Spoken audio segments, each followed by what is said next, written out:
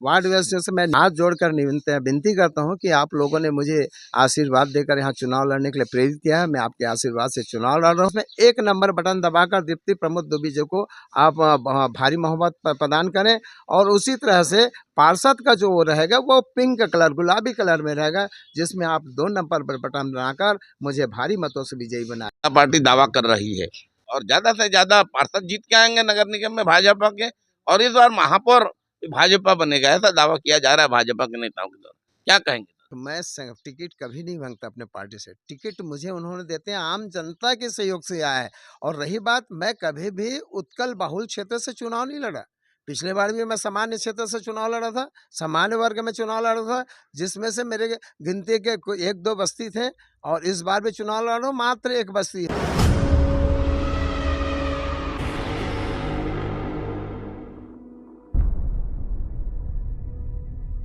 जय जोहार छत्तीसगढ़। आप मन देखा तो न्यूज़ 72 आज पंडित विद्याचरण शुक्ल वार्ड आई हुई है, जहां पर कांग्रेस के पार्षद प्रत्याशी सहदेव अय्यवार मैदान में है और आज हमसे रूबरू हो रहे हैं। हम चर्चा करेंगे। भाई, न्यूज़ 72 में आपका स्वागत है जी नमस्ते। और थोड़ा बताएं किस प्रकार से आपको प्रचार प्रसार में मदद मिल रहा है, जनता का किस प्रकार से आशीर्वाद मिल रहा है। थोड़ा अभी तक का लगभग 1 सप्ताह हो चुके हैं प्रचार ये में। जो मेरा वार्ड है, इमलीडीह और पुरेना दोनों के आधे-आधे वार्ड मिलाकर एक नया वार्ड पंडित विद्याचरण शुक्ल वार्ड बनाया गया है, जो एससी अनुसूचित जनजाति के लिए आरक्षित है।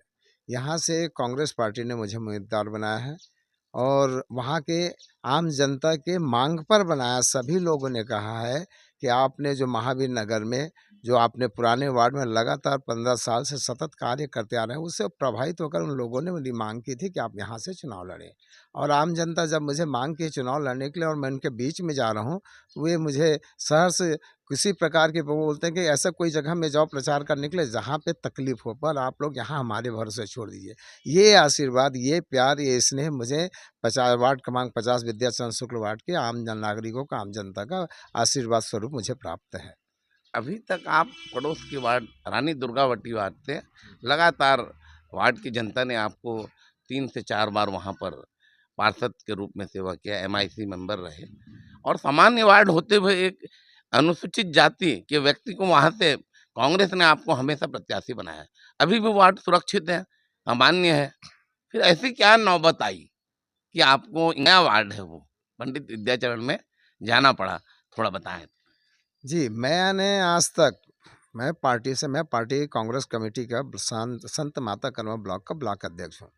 चूँकि हमारे यहाँ कांग्रेस में ब्लॉक अध्यक्ष के द्वारा टिकट तय करने के लिए सारा दिया जाता है, इसलिए मैं अपनी टिकट नहीं मांगता हूँ कभी भी। ये तो तय करती है मेरे यहाँ की जनता और संगठन तय करती है कि मैं कहाँ से चुनाव कर लड़ूँ। और संगठन की बात को और जनता की बात को मैं बहुत हृदय से लगाता हूँ, सिर से उनके बहुत सम्मान के साथ करता हूँ कि मैंने आज तक पैसा नहीं कमाया, आदमी कमाया, जन कमाया, लोगों ने मुझे सम्मान दिया, यही मेरी असली पूंजी, असली कमाई है। इसलिए मुझे यहाँ से चुनाव लड़ना पड़ रहा है। मैं उनके आदेश का पालन कर रहा हूँ, आम जनता का। उस वार्ड से जहां आप लड़ रहे हैं और कांग्रेस के कुछ बागी मैदान में हैं, खेमे से आप जुड़े हैं, उनको एक सामान्य नाली साफ करने वाला व्यक्ति को कैसे उन्होंने भी इस वार्ड से दावेदारी की थी।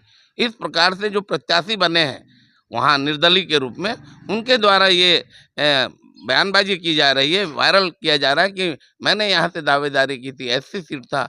तो वहाँ से कहा गया एक बड़े नेता के द्वारा कि एक नाली साफ करने वाला व्यक्ति को पार्षद की टिकट कैसे देंगे? इस पर आप क्या कहेंगे, थोड़ा बताएं। मेरे को लगता है कि ये पूरी तरह से ड्रामेबाजी कर रहे हैं और ये कांग्रेस के कार्यकर्ता नहीं हो सकते इस तरह से बात करने वाले। कांग्रेस के सिपाही कांग्रेस के लोगों को, कांग्रेस के वरिष्ठ लोगों का सम्मान करना जानते हैं।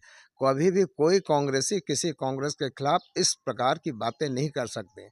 और जिन लोगों ने मेरे खिलाफ बगावत करके चुनाव लड़ रहा है, वो अपने आप में कांग्रेस विद्रोही हो गए हैं और कांग्रेस के खिलाफ उनके मन में कभी प्यार था ना, स्नेह है ना, कांग्रेस प्रति वो समर्पित थे।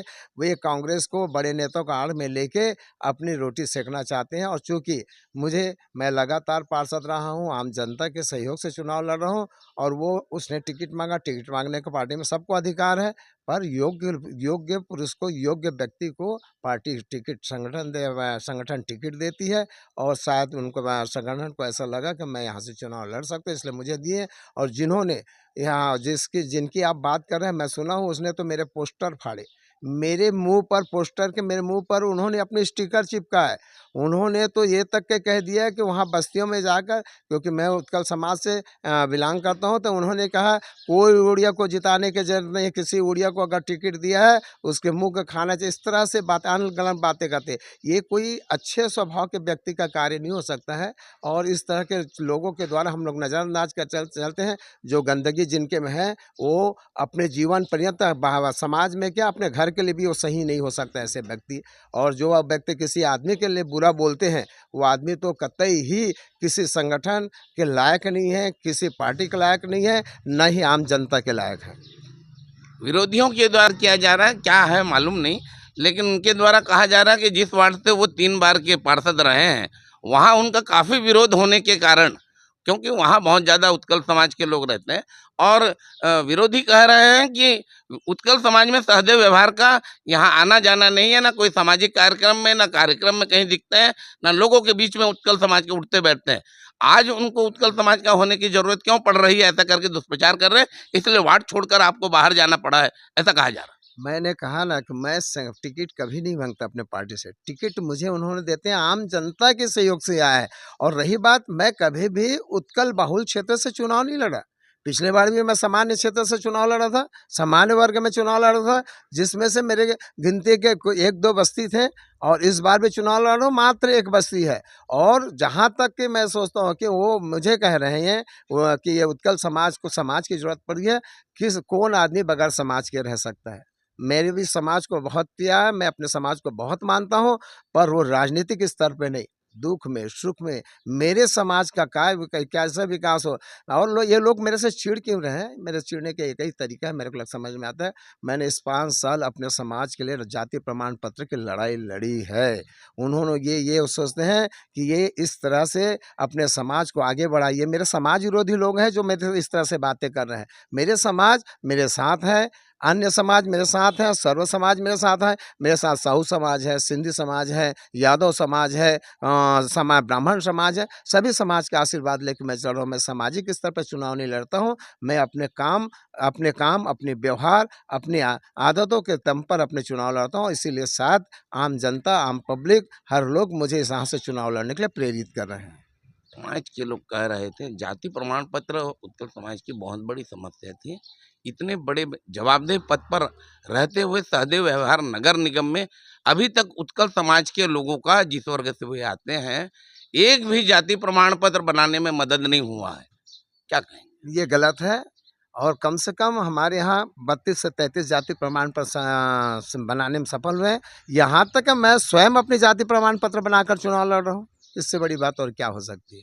लोग गलत बोलते हैं। अभी मैंने जहाँ पैदा हुआ था दिल्ली राजा में पढ़ा लिखा, वहाँ से अपनी दाखिला निकाला, आवेदन किया, वहाँ के नगर निगम का सामान्य सभा में पास करवाया, मेरी जाति प्रमाण पत्र बनी। यहाँ रायपुर में भी अनेकों कई लोगों ने बनाया, लेकिन यहाँ के अधिकारी हैं, वो अधिकारी उद्दंडता दिखा रहे हैं। उन अधिकारियों का लापरवाही की वजह से हजारों सैकड़ों आवेदन निगम में ठंडे बस्ते में है।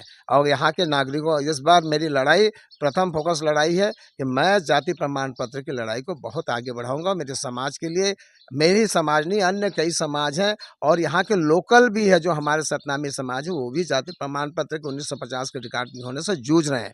इसलिए सरकार ने सरलीकरण लाया, खाली उत्कल समाज के लिए नहीं लाया है, ये सर्व समाज के लिए लाया, जो अनुसूचित जाति जनजाति में, तो उनके लिए सरलीकरण अरे भाई, सरलीकरण करके इस बड़ी विकट समस्या को समाज का मैंने बनाया नहीं जा रहा है। ये सरलीकरण क्या होता है, थोड़ा जनता जानना चाहती है, बता। असल में क्या है कि जब कांग्रेस की सरकार थी, हम लोगों ने जोर शोर से मुद्दे को उठाया और लागू करवा के हमने चालू की। जैसे ही बीजेपी आती है, उनके जितने अधिकारी है, अफसर हैं, हाथ खड़ा कर दिए। मैंने सरलीकरण, हाँ, मैं बता रहा हूँ, मैं उसी में आ रहा हूँ। उसके बाद इस सरलीकरण को लेकर हमने कलेक्टर के पास गया था, कलेक्टर से इस मांग की थी कि शासन ने जाति प्रमाण की जटिलता को देखते हुए 1950 के उसको देखते हुए, क्योंकि 1950 में उतने पढ़े लिखे नहीं होते थे। हमारे बाप दादा पढ़े लिखे नहीं होते थे, इसलिए हमें मिसल रिकॉर्ड निकलना मुश्किल थी। चूँकि हमारे वर्ग बहुत गरीब परिवार हुआ करता था, तो इनकी वो राजस्व रिकॉर्ड भी हमको नहीं मिलता था।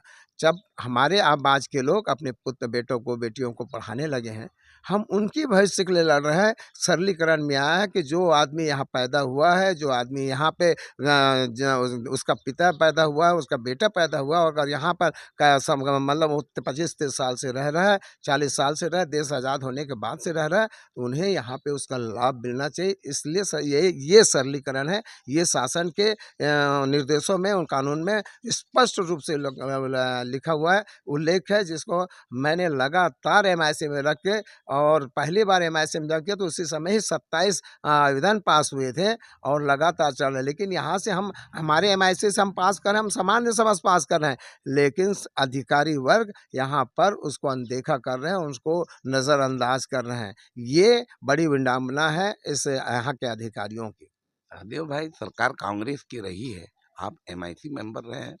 एक बार मुख्यमंत्री के सब हैंड्स होते हैं अधिकारी वर्ग, उनके कहने को भी अनदेखा किया गया। नहीं, हमारे समय हम बन रहा था, जैसे बीजेपी सरकार आई है अटक गया मामला। और बीजेपी सरकार यहाँ तक कि मुख्यमंत्री से भी हमारे लोग मिलने गए थे, उन्होंने कहा था कि भाई आपके समाज को हम जाति प्रमाण पत्र नहीं दे सकते, ये मुख्यमंत्री का वचन था। फिर बाद में बोले हमारे बच्चे कहाँ जाएंगे पढ़ने, अच्छा पढ़ाई के लिए हम सोचते हैं। इस प्रकार के सीएम साहब ने अनुमोदन किया था नवाखाई के लिए, जब हम लोग उनसे मिलने गए थे, तो ये कहे था। 1 साल के सुशासन भाजपा कह रही है, तो यहाँ कांग्रेस का महापौर बन रहा है, लेकिन इस बार भारतीय जनता पार्टी का महापौर बनेगा। ये भारतीय जनता पार्टी के दावा कर रहे हैं और ज़्यादा से ज़्यादा पार्षद नगर निगम में जीत के आएंगे, ये भाजपा के नेता दावा कर रहे हैं, क्या कहेंगे? नहीं, नहीं, गलत बातें हैं। यहाँ पे नगर निगम में काम किया है कांग्रेस, काम करती रहेगी और यहाँ के काम को देखती है। आज जितने भी रायपुर शहर के जो काम हुए हैं, किसी भाजपाइयों से नहीं हुआ है, वो सारे काम नगर निगम में, नगर निगम सत्ता में कांग्रेस की सत्ता होने से हुई है। चाहे बस चलाने की बात हो, किरण माई नागरन दिल्ली से जाकर डायरेक्ट बस लाया था, उस समय से सिटी बस चलना चालू हुआ है। आप सबको मालूम है। और जितने भी बड़े बड़े जो है इंडोर स्टेडियम देख लिए, वो भी कांग्रेस के ही देन है। आज वहाँ महात्मा गांधी का भजन बनता है, वो भी कांग्रेस देन है। और इस शहर में क्या काम नहीं हुआ है, हर काम जो हुआ है कांग्रेस के, क्योंकि बीजेपी वाले विधानसभा लोकसभा चुनाव लड़कर सारे विधायक और सारे सांसद उनके घरों में बैठ जाते हैं। आज सांसद कोई भी सांसद हमारे के उल्लेखनीय कार्य बता दे, कोई विधायक अपने यहाँ का उल्लेखनीय कार्य बता दे रायपुर को, मैं बोल दूँ, मैं उस दिन उनका सम्मान करना चालू कर दूंगा। लेकिन यहाँ पे जब जब बने हैं, हाँ, कांग्रेस के जब विधायक बने, जैसे कि हमारे के जितने लोग थे सब, सत्यनारायण शर्मा जी थे, सत्यनारायण शर्मा जी के देख लीजिए, जो भीड़ सीएम के यहाँ नहीं लगता था, वो भीड़ उनके यहाँ लगती थी, क्योंकि वहाँ पे लोग अपनी काम, वहाँ जाने से उनके दर्द को, उनकी तकलीफ को हम सुनते थे। और माननीय सत्यनारायण शर्मा जी सुनते थे, उनके पुत्र सुनते थे, दोनों पुत्र, तीनों पुत्र लगे रहते थे।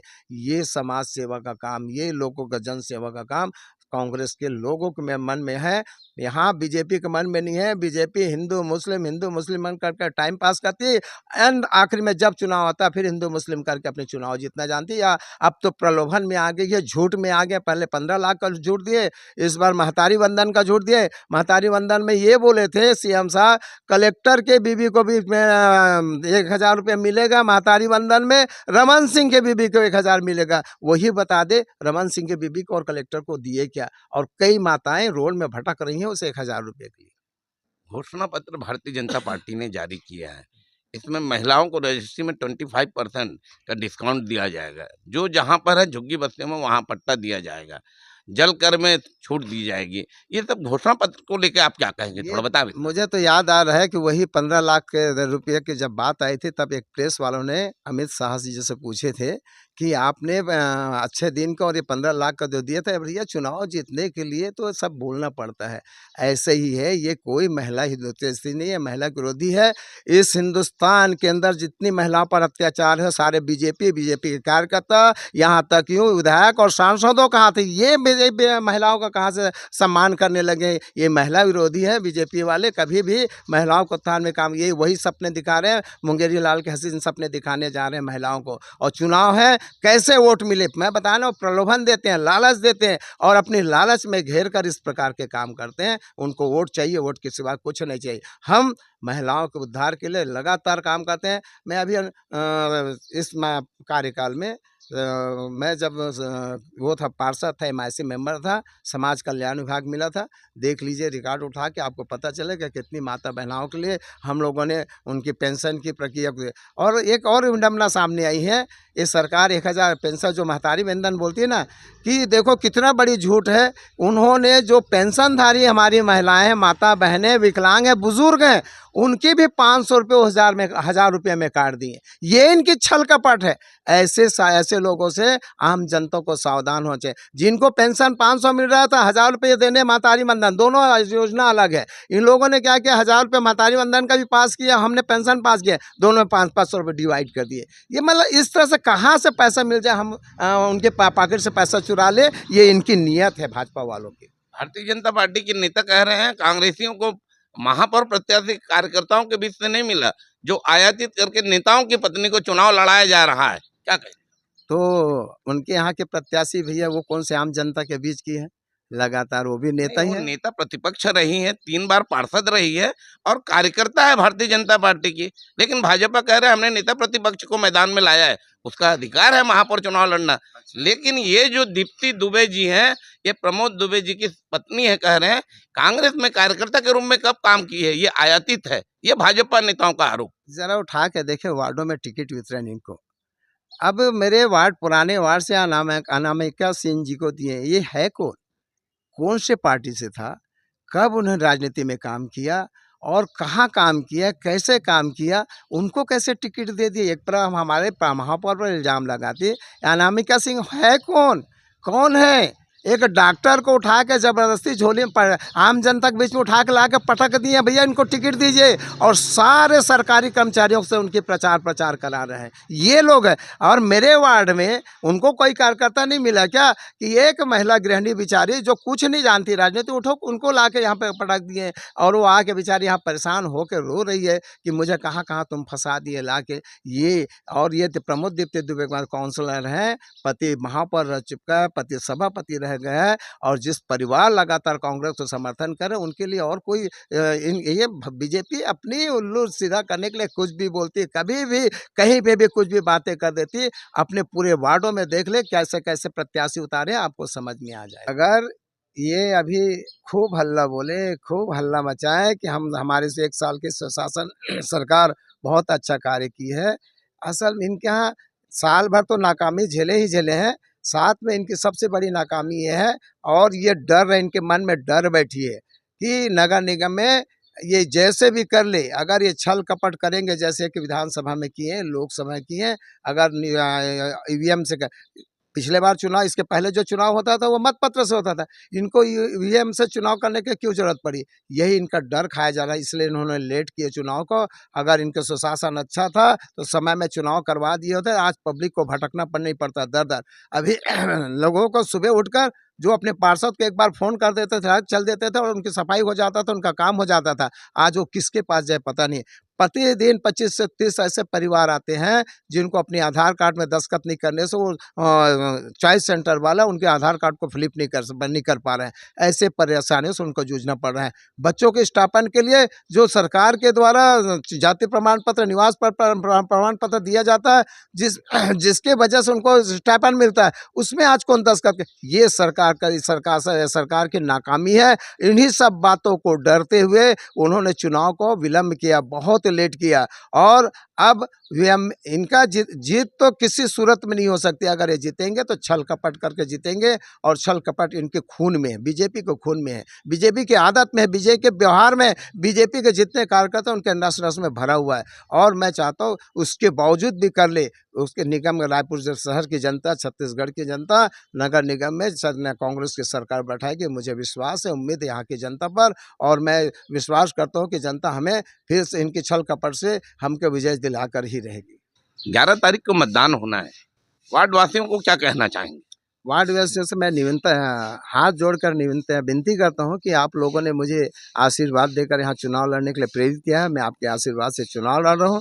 बस आप जब वोट डालने जाएं तो एक बात का ध्यान रखें कि इस बार ईवीएम मशीन से चुनाव हो रहा है। पहले मत पत्र से चुनाव होता है, इस बार ईवीएम मशीन से चुनाव हो रहा है। तो आप जब जाएंगे तो मैं वार्ड वासियों को कहूँ कि एक ही मशीन में आपको 2 वोट डालनी है। महापौर के लिए रहेगा सफ़ेद बटन में सफ़ेद कलर का, जिसमें व्हाइट कलर का रहेगा, सफ़ेद कलर का रहेगा, जिसमें 1 नंबर बटन दबाकर दीप्ति प्रमोद दुबे जी को आप भारी मोहब्बत प्रदान करें। और उसी तरह से पार्षद का जो वो रहेगा वो पिंक कलर गुलाबी कलर में रहेगा, जिसमें आप 2 नंबर पर बटन बनाकर मुझे भारी मतों से विजयी बनाएं। मैं चाहूँगा नगर रायपुर नगर निगम में पुनः कांग्रेस के महापौर, कांग्रेस के सभापति और कांग्रेस के सारे कांग्रेस की सत्ता है, जिससे हम लोगों की सेवा जो करते आ रहे हैं, नियमित करते आ रहे हैं, वो हमारे सतत चालू रहे, निरंतर चालू रहे। इन्हीं कामनाओं के साथ मैं आप सबको पुनः प्रणाम करता हूँ। धन्यवाद। जय छत्तीसगढ़। ये थे सहदेव व्यवहार जी, वार्ड क्रमांक 50 पंडित विद्याचरण शुक्ल वार्ड से कांग्रेस